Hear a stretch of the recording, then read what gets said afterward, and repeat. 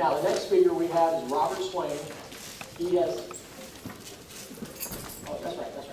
First, before Robert speaks, we've got a special presentation. And we appreciate you guys joining in with us on this special presentation. This is to acknowledge the contributions of somebody.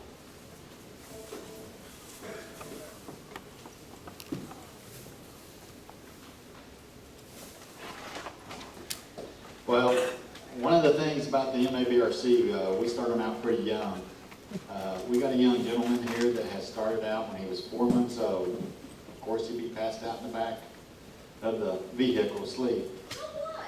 But for quite a while now, he has been hounding me about when am I going to make anything besides junior researcher.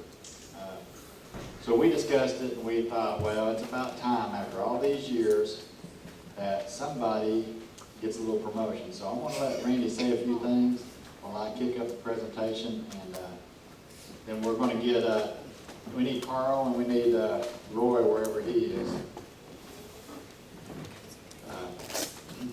These gentlemen are basically this little guy's bosses. Carl is our Mid-South Regional Director. We've got Roy, who is also the Eastern Oklahoma State Director. And at this time, I like to call Izzy up while Randy doesn't talk. Well, when a researcher says that basically that they've been researching since they were pooping in diapers, this really is the guy that's been doing that. His best bait to us is when he would fall asleep as a youngster and just be cute. So, but he's put in the time and he's put in the effort. I was recently out with him just a little bit north of here, and always willing to lend a helping hand. He looks for signs. He's been there from the beginning, and congratulations, buddy.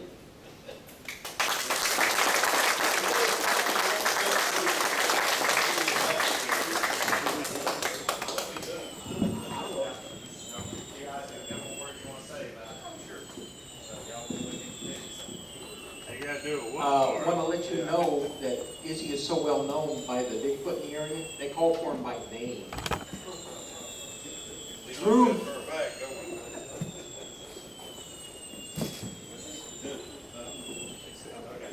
Do a call for us, Goose. Yeah. Oh, yeah.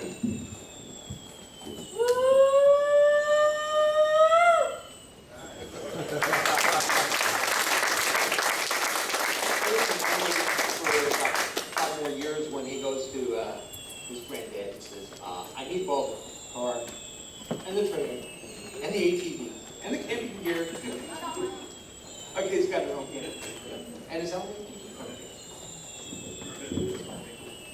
Okay, Izzy, here is your official Senior Field Researcher certificate.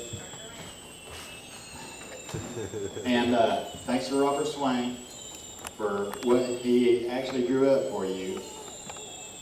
I want to kind of read it here for everybody. It says, finally, after years of waiting, Izzy had become an MABRC senior researcher. Bigfoot will never be safe again. So, there you go. All right,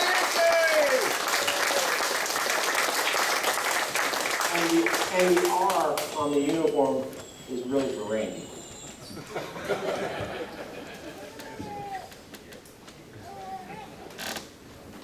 All right, now for our next speaker, we've got Robert Swain.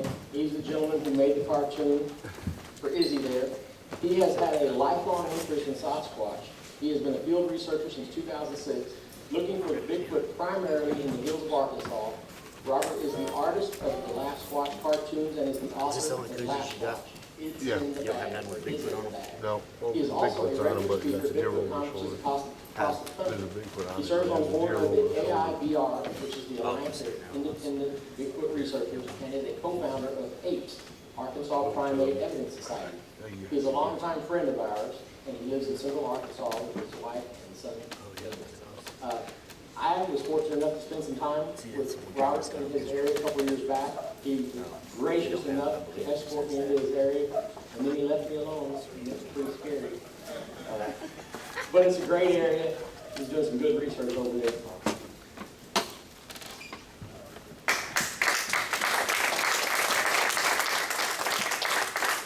Thank you guys for coming out, especially since this morning was a little bit wet.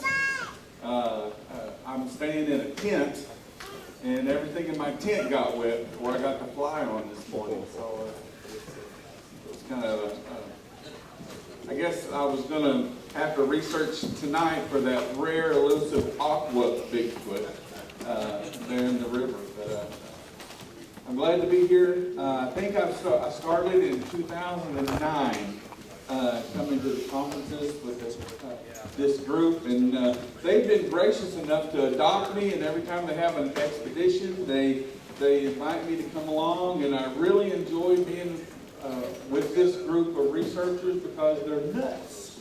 They're literally nuts.